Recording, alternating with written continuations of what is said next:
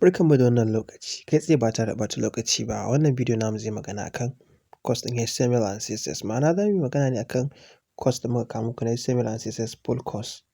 Ma'ana za a koya maka HTML da CSS kuma a yaren Hausa. Wannan ya kasance yunƙuri na musamman da 3D coders suka yi tare da haɗin gwiwa da IT-Exploit-X wanda za su gabatar da wannan course ɗin. So a cikin course ɗin nan za mu koyi abubuwa da dama. So amma before mu je, wanda suka ɗauki nauyin wannan bidiyo naku shine IT-Exploit-X. Za ka iya samun su a kafafensu na sada zumunta da sauransu. So bari mu shiga zuwa gundarin bayani. Da fari wato kana buƙatar kayan aiki ko kai komai, ma'ana kayan aiki, text editor da sauransu. Ina cikin text editor ina, bari mu je ku ga yadda za ku yi downloading ɗin taku. So za ka buɗe browser naka ne sai ka yi typing ɗin VS Code. Za su baka ita a sashen searching na Google kenan VS Code. So ka downloading ɗin VS Code, ma'ana gashi yanzu za mu shiga zuwa website ɗin VS Code. So zarar mun shiga za su baka option da wani operating system kake aiki, ma'ana zaɓi kenan tsakanin Windows, Linux and Mac. So mu muna aiki da Windows, zamu danna download for Windows. So da muka danna download za mu bi instruction da nasu dokoki da tsarin su domin install. So za ka iya kuma aiki da Sublime Text. Ita ma ana rubuta HTML a ciki da CSS da JavaScript. Ana programming languages da yawa a cikinta. So in ka rubuta yanzu, ma'ana kenan zai zamana cewa kana da option biyu, ko ka using da Sublime ko ka using da VS Code. But actually I recommend you, na fi baka dama ka yi aiki da VS Code. Kaga abin da ka danna download kenan a gurin Sublime official site nasu kenan. Ma'ana fi baka cewa ka yi aiki da wannan, ka yi aiki da VS Code zai fi. So nan ne VS Code namu. So mun gama aiki da browser. Za mu yi zo desktop namu creating a new folder. Gashi za mu yi new folder.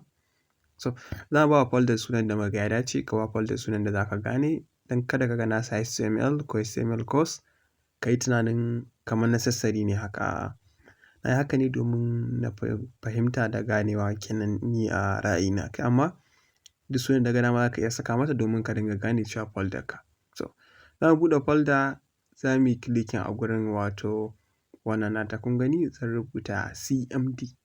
Amma za a nuna muku alternative way ta ce za ka buɗe VS Code. Wannan VS Code ne dai ban sani ba ko wata ita. Rubuta CMD na danna enter. So zai buɗe min command prompt kamar haka. Zan rubuta code space dot.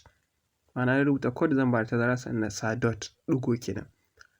Amma zan nuna muku alternative way, hanya mafi sauƙi yace za ka iya buɗe folder ka a cikin VS Code naka kenan. So few second za ku ga VS Code ɗina gashi ya buɗe. Wannan shine VS Code ɗina.